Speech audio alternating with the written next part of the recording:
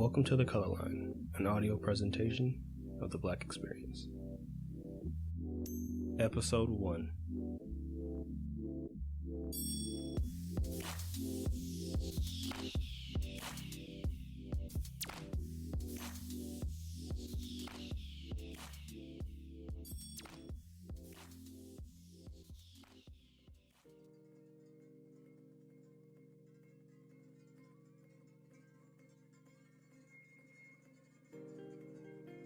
First time I realized I was Black, I was relatively young. This was in 3rd grade when I first moved from Newark, New Jersey to Livingston, New Jersey. Growing up in Newark, the area that I lived in was predominantly Black. The school that I went to was just like a couple of blocks away, and the majority of the students there were Black or Hispanic. So skin color and race wasn't really an issue. It definitely wasn't something that was lingering in my thoughts, or it wasn't something that I questioned. It wasn't until family moved to Livingston, which is very suburban. It is a predominantly Jewish community. I believe last time I checked, it was the most predominantly Jewish community in the United States, with the population being like 49 or 50% Jewish people living there. So, once again, I thought nothing of it up until I enrolled to the elementary school. I got there and I noticed that there were very little students who were Black or students that looked like me. Everyone was white. No one had, my hair texture or anything like that, and especially I was the newer kid. Usually in Livingston, people kind of just grew up together, so kids knew one another. I was just new. So of course, eyes were on me. I noticed like I looked different. Parents never really gave me a spiel on race. I think it was one of those things where it's kind of just like, you'll know when the time's right. A lot of things in my life, my parents didn't really sit me down and have a discussion about, really. It was one of those things where it's like, okay, you know better, you're smart enough, you watch TV, you read enough, you'll know. So I definitely never had a relationship like that with my parents. Yeah, so I think that was the first time that I realized that I was Black. It never really bothered me until maybe around when I started 4th grade. I had a teacher she just seemed to constantly be mean to me for no apparent reason. Being Haitian American, my parents were born and raised in Haiti. My parents pretty much instilled, strict, I'm not gonna really say strict. Oh yeah, my parents were strict in a sense. You were raised and taught to be respectful to your elders. You don't talk back, you don't roll your eyes or anything like that. So you never really misbehaved or act out of character, or otherwise you just get spanked or something. But so kind of with that sort of upbringing, I never really considered myself to be a bad kid. Like normal kids, I would get in trouble here and there, but I would never just be blatantly disrespectful. So of course those disciplines kind of carried on to my academic life. I always, listened to my teachers. I was always told to be respectful. I always listened to authority. I was actually really scared to get in trouble. I hated the idea of getting into trouble, just because I'd be scared of what my mom would say if I got into trouble with anybody. My 4th grade teacher, her name was Mrs. Thaw. She was probably the meanest teacher that I've ever had, and back then I never really realized it up until now, when I kind of look back and kind of just remember my experiences growing up in Livingston. It's kind of resonating with me now a little bit that Mrs. Thaw might have been maybe slightly racist. And the reason why I say that was just because for some reason she was always mean to me. I always seemed to get in trouble for the most minute things. Like I said, I never really was a bad kid. I never really got in trouble for anything. But for some reason, Mrs. Stahl always found a reason to keep me in from, just keep me in during recess. So all the other kids would go off to recess and play. And I was always stuck inside doing bookwork.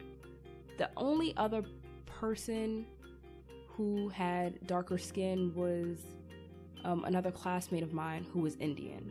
And probably Mrs. Thaw just completely overlooked that because he was Indian. He wasn't black, probably in her eyes. But it was just, I was just picked on for the littlest things. I remember one time we were in class going over math problems, and I remember she read a solution to us, and she asked the class, she was like, okay, if you guys know the answer to this problem, raise your hand. And of course, like, I knew the answer to it, so just like she said, if you know the answer, raise your hand. So I raised my hand. But for some reason, out of every other kid, she picked me, and she's like, Dominique, do you even really know the answer, or are you just raising your hand because everybody else did? And she just always used to put me on the spot like that, and it always used to make me feel bad. And my mom, bless her soul, like, she used to go out of her way to make Mrs. Thaw kind of just not be so angry with me. I wish I can have this conversation with her to ask, like, if she ever felt Mrs. Thaw was, maybe prejudiced or something. Sending her, just going out of her way, sending her gifts, like buying her like chocolates or, cards that were saying thank you, have a great day, handwritten letters. And I was always getting sent home with like some sort of a notice saying that I got in trouble for something little. And for a while, I thought that I was actually like a bad kid. Like I thought that there was something wrong with me because Mrs. Thaw always made me feel like there was. But no other teacher has ever made me feel that way. And it is just, I don't know. And, now when I think about it this way, like, I'm just like, man, that's definitely a time where I've definitely experienced some sort of, hatred's not really the word. I don't know what to call it. I get animosity. That was the first time that I've ever felt any sort of animosity from someone of the opposite race, I guess. And I can't help but think that it had to have been my skin color that irritated her so much. No, I don't think I have any animosity towards them for not really preparing me. I wish I could actually know like how my parents went through it, but my parents were never really open with me and that sort of thing.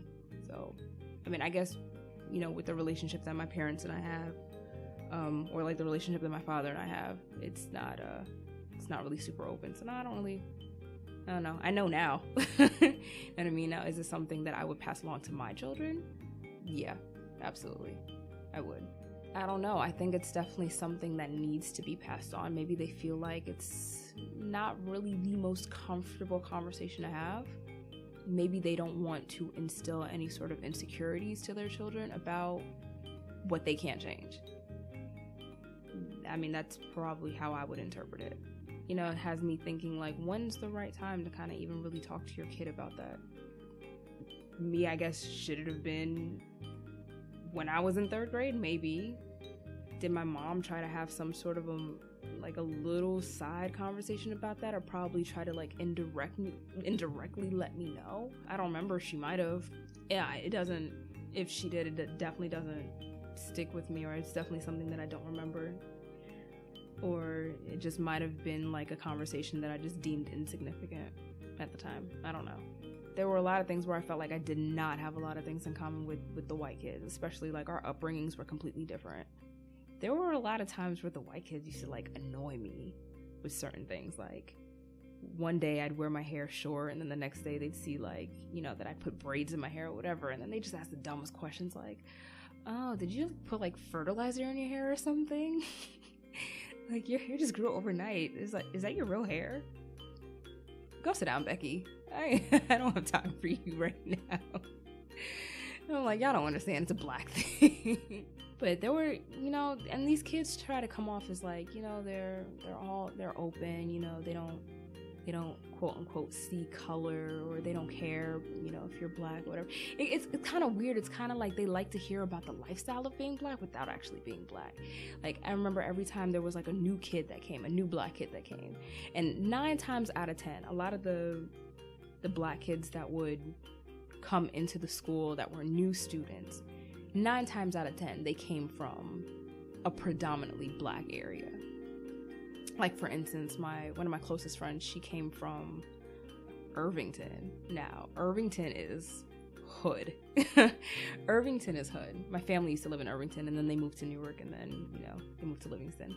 But she came from Irvington, but, a lot of the white kids, gravitated towards her because she was, she was like this chick from the hood. She was like, fresh off the streets, black kid type thing or whatever. I don't know, they liked, being surrounded by the black kids that, had experiences in the hood, but God forbid the white kids had to go into the hood for one reason. They'd be scared out of their minds. Like, they wouldn't know what to do.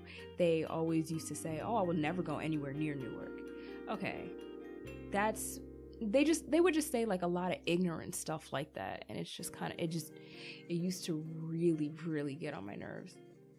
It used to really get on my nerves. And what's actually pretty funny? It's probably like half of those kids probably live in Newark now, or in like one of the hood areas, quote unquote, whatever. But yeah, it was just kind of I don't know. It was just very annoying to watch them. They're just like, it was like a new toy, like a shiny new penny, but very weird. You get into high school, more black kids.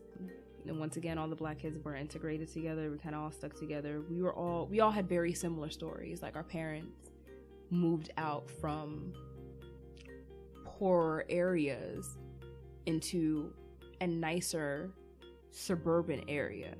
And our parents had very similar stories as to why they did it. They wanted the betterment of their kids' lives. They didn't want their kids to grow up in the same situations that they did. They wanted their kids to have a better chance, or like a better future, I guess. So a lot of them, pretty much had the same similar upbringings and the same similar stories. So in that sense, we all bonded together. And, sometimes, like, we would do things and the kids, the white kids just wouldn't understand. But it just, I don't know.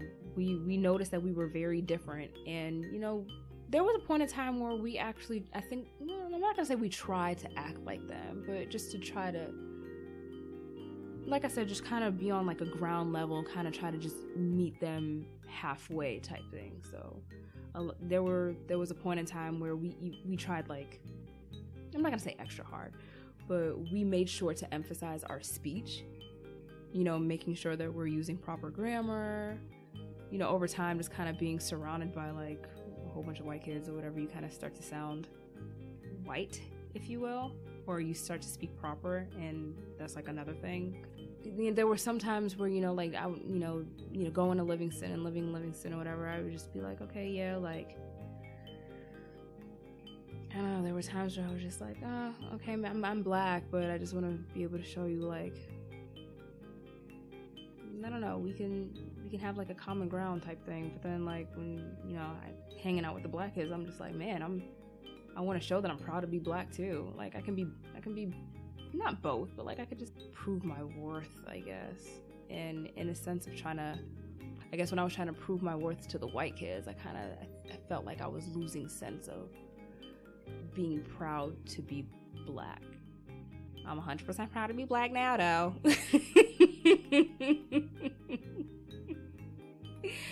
I am. But I don't think that I would have gotten here if I didn't go through the experiences that I went through and growing up in Livingston and